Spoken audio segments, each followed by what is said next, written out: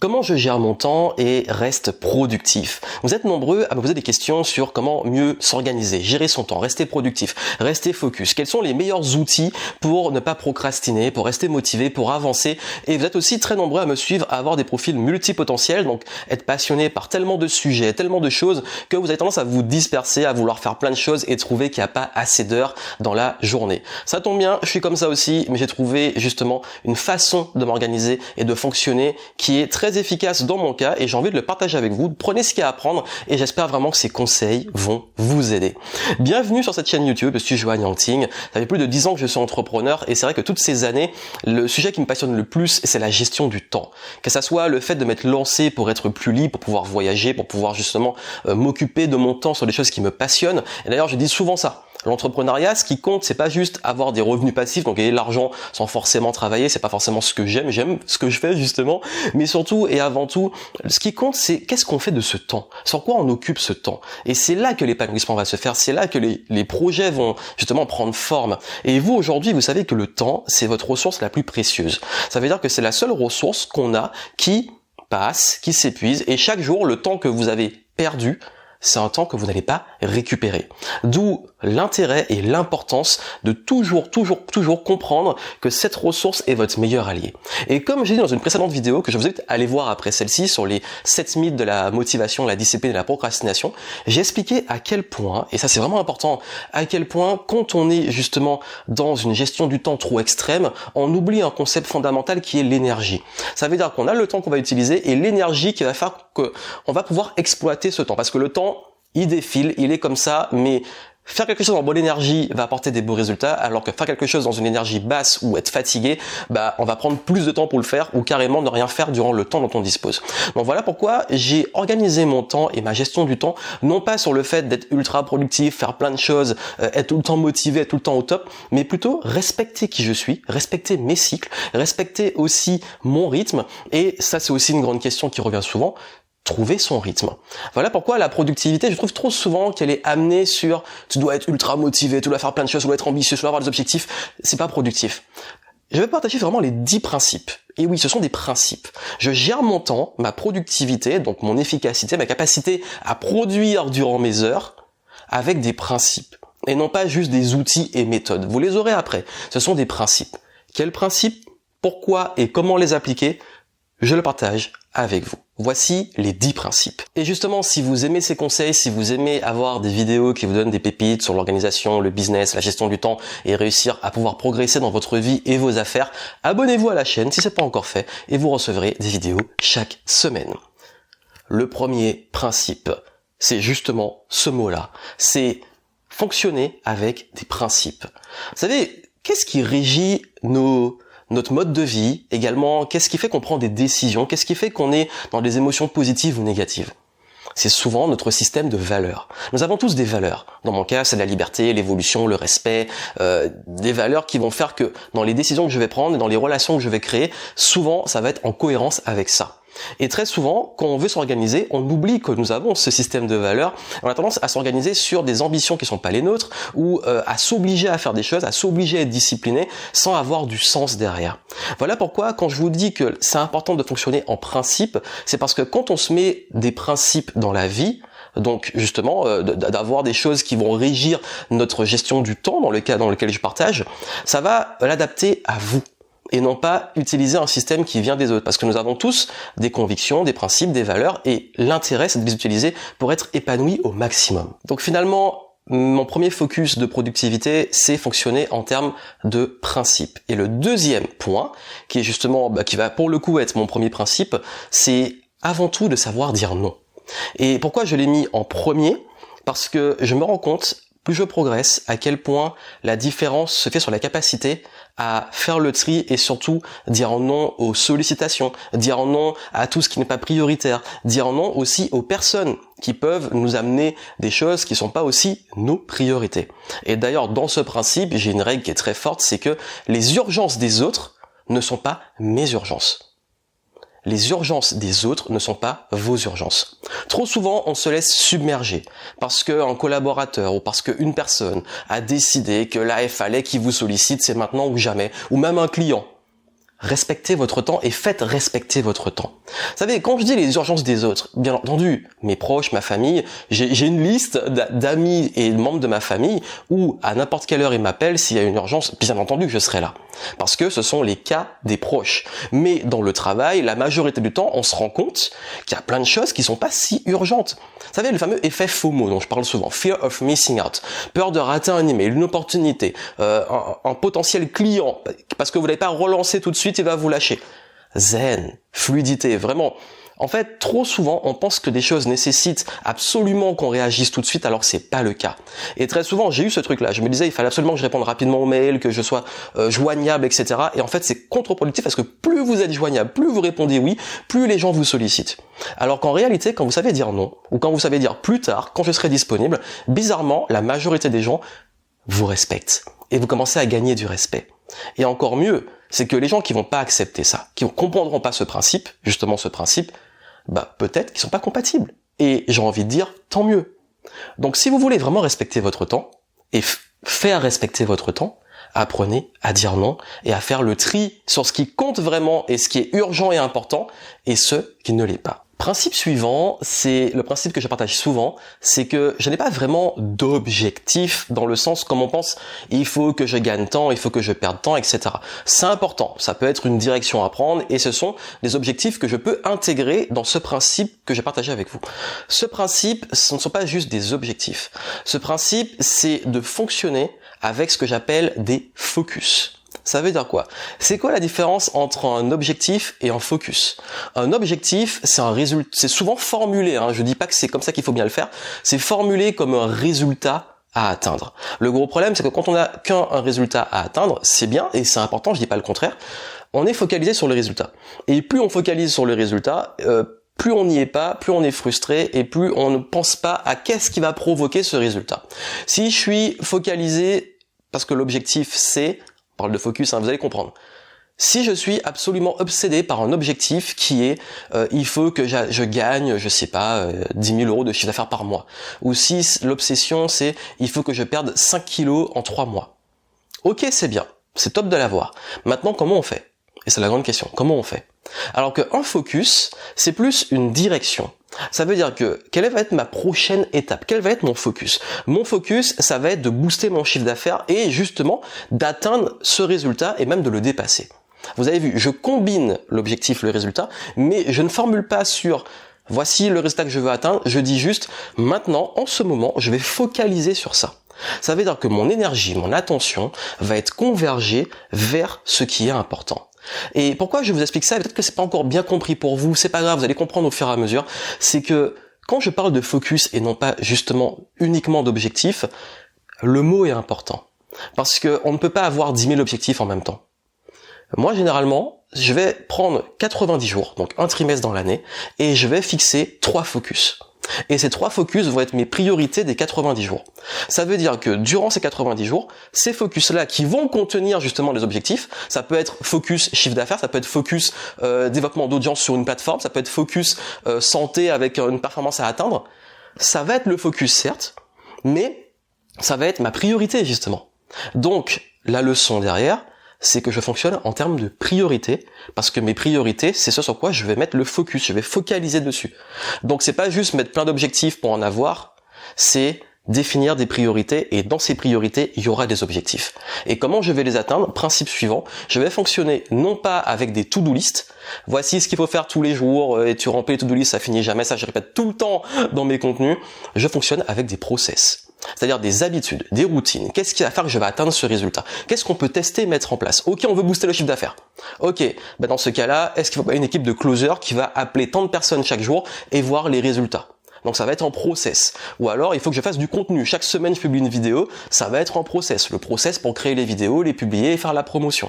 Il faut envoyer des emails. C'est un process. Tout dans mon business, c'est du process. Et même dans la vie, après, je sais pas, ça peut paraître, ouais, mais tout est cadré, processé et tout. Mais je suis ultra flexible parce que justement ce qui est important est tellement bien processé que ça me permet d'avoir de l'espace disponible dans ma tête pour de la créativité, pour de la création justement, pour de la liberté, pour aller faire mes affaires que j'ai autour et laisser de la place.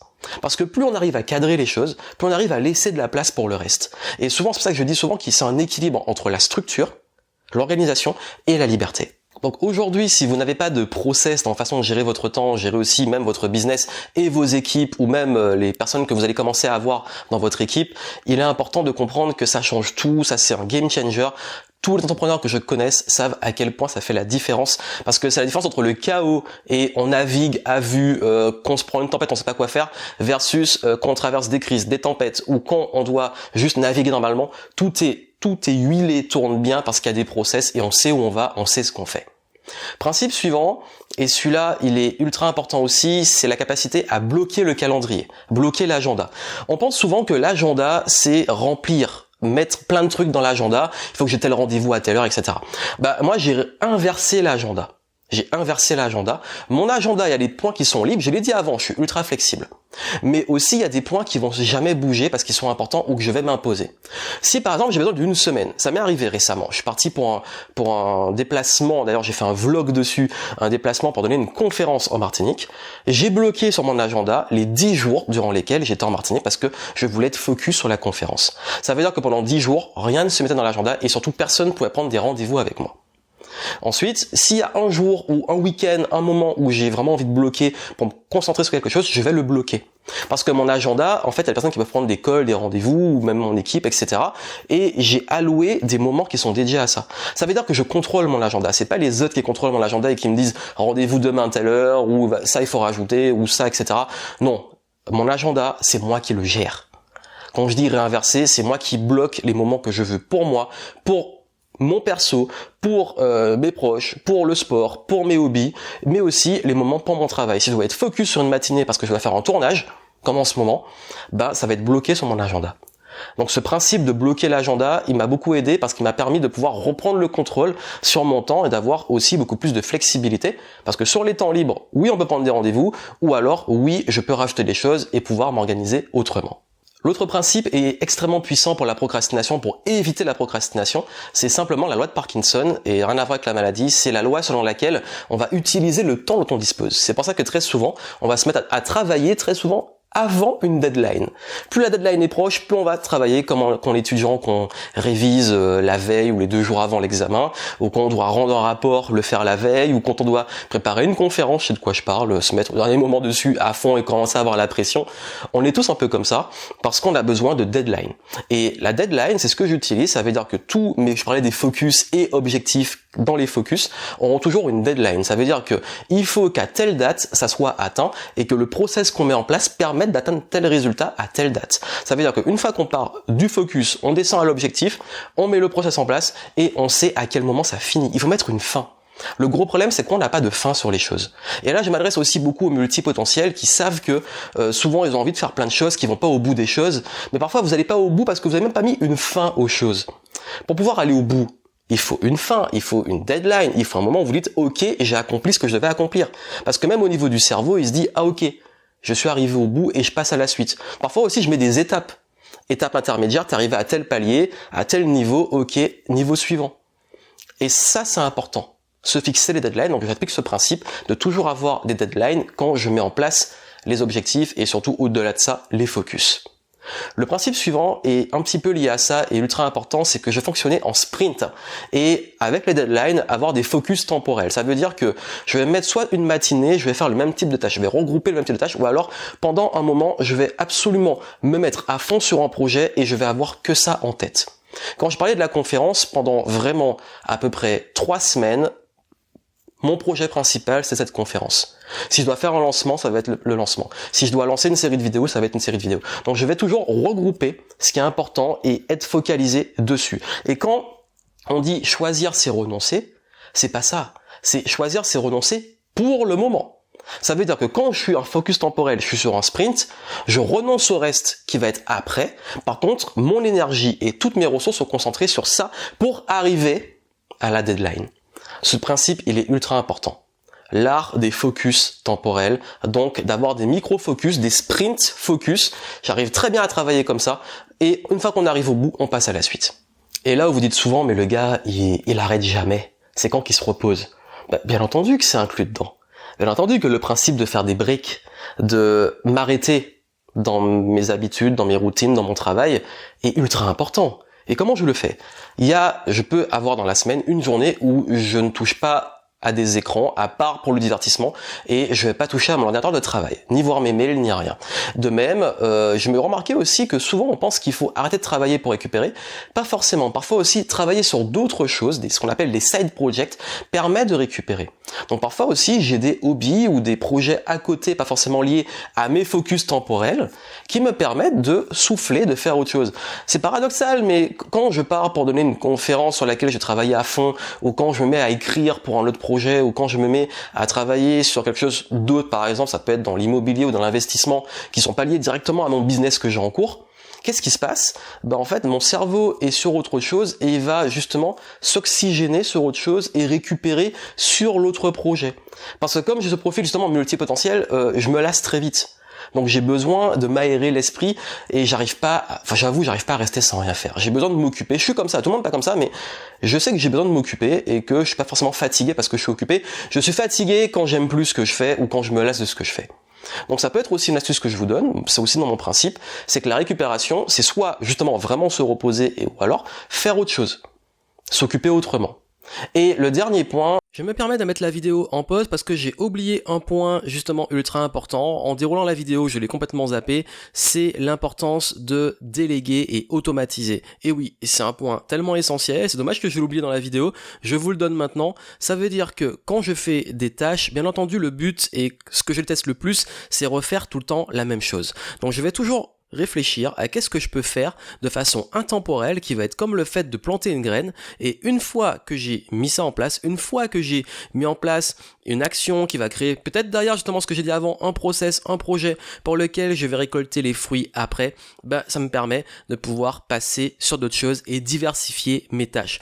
Donc l'avantage de pouvoir déléguer, automatiser, c'est justement de non seulement nourrir la curiosité, la nouveauté, les nouveaux projets, mais aussi et surtout de pouvoir vraiment ne pas tomber dans la lassitude de faire tous les jours la même chose, ou de se rendre compte que à force de faire la même chose, on le fait de moins en moins bien parce que on en a marre, parce qu'on est fatigué, parce qu'on est lassé. Et ça c'est vraiment très spécifique au multipotentiel. Voilà pourquoi dans la gestion bien entendu du temps et l'organisation, j'ai à cœur de toujours voir comment je peux optimiser, déléguer, automatiser, mettre en place des process qui vont faire passer ça à un autre niveau. Et j'en ai parlé, si vous le souhaitez, dans une petite capsule sur comment gérer son temps quand on est multipotentiel.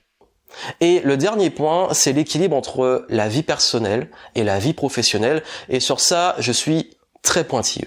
Pour réussir à trouver cet équilibre, déjà, il faut savoir une chose, c'est que mes supports professionnels et personnels sont pas les mêmes. Un exemple très simple, j'ai 2 téléphones, mon téléphone personnel, mon téléphone professionnel. Ça veut dire que ce numéro-là, c'est que le pro. Qu'on m'appelle pour des sollicitations professionnelles, c'est que ce numéro. Ce qui veut dire que quand il est éteint, quand il est planqué, quand il est en mode avion, je sais que je vais pas recevoir d'appel téléphonique professionnel. De même, en termes d'application dessus, celui-là, mon perso que j'ai avec moi tous les jours, j'ai que Instagram parce que la caméra est meilleure, parce que les photos sont meilleures, etc. Ok. Les deux sont liés avec Apple, les 2 téléphones sont quasi identiques, à la différence que sur celui-là, j'ai pas Facebook, j'ai pas Messenger et mon WhatsApp c'est que le WhatsApp personnel. Alors que celui-ci, j'ai justement le WhatsApp professionnel, j'ai les réseaux sociaux, j'ai Facebook, j'ai Messenger et j'y vais que dessus. Alors je sais qu'on dit souvent on peut couper notifications, etc. Mais c'est un piège aussi parce que quand le truc est dans mes mains, j'ai souvent envie d'aller voir, j'ai souvent envie d'aller dessus. Et je me suis rendu compte que j'ai vraiment réussi à casser la frontière en utilisant des supports différents. J'ai un ordinateur pour le perso, un ordi pour le pro. Quand je suis dans mon bureau, je suis en train de travailler. Quand je suis hors du bureau, je travaille plus. Quand l'ordinateur est fermé, quand le téléphone pro est fermé, le travail est fini. Psychologiquement, ça fait une grosse différence. Alors je sais que tout le monde n'a pas forcément soit les moyens ou envie d'aller dans ces extrêmes-là. Moi aujourd'hui, je peux me le permettre parce que j'ai vu après 10 ans à travailler seul, quand je dis seul, à travailler soit chez moi, soit dans un bureau, à quel point il y avait des limites à ça, à quel point j'étais obligé d'en arriver là pour m'empêcher de travailler. Donc, avoir l'équilibre entre le professionnel et le personnel, c'est vraiment séparer les deux, et ça c'est un principe vraiment que j'ai mis en place et qui a radicalement changé ma vie. Donc voilà les principes que je partage avec vous. Dites-moi parmi ces principes lequel vous parle le plus et vous allez mettre en place. Si vous avez des principes qui vous aident à mieux gérer votre temps, à mieux être productif, à mieux être organisé et surtout plus serein et progresser, partagez-les en dessous, ça m'intéresse. Et puis surtout, abonnez-vous, c'est pas encore fait, pour avoir des prochains contenus. Partagez. Vous êtes nombreux à dire voilà que ça vous aide, que ça vous plaît, que peut-être que je mérite, certains le disent, je mérite plus d'abonnés. La meilleure façon de contribuer sur ces contenus gratuits, c'est de les partager. Et si vraiment vous avez envie d'aller plus loin et vous voulez savoir comment mettre en place les process, les systèmes, vous avez mon programme sur la productivité en descriptif. Allez le voir. Voilà, s'il y en a qui veulent aller plus loin et qui veulent investir dedans. Tout ça est dans la description. Mais quoi qu'il arrive, moi, je suis ravi de voir qu'on avance, qu'on progresse et j'espère que ces conseils continuent à contribuer à votre progression. Plein de succès à vous. À très bientôt et portez-vous bien.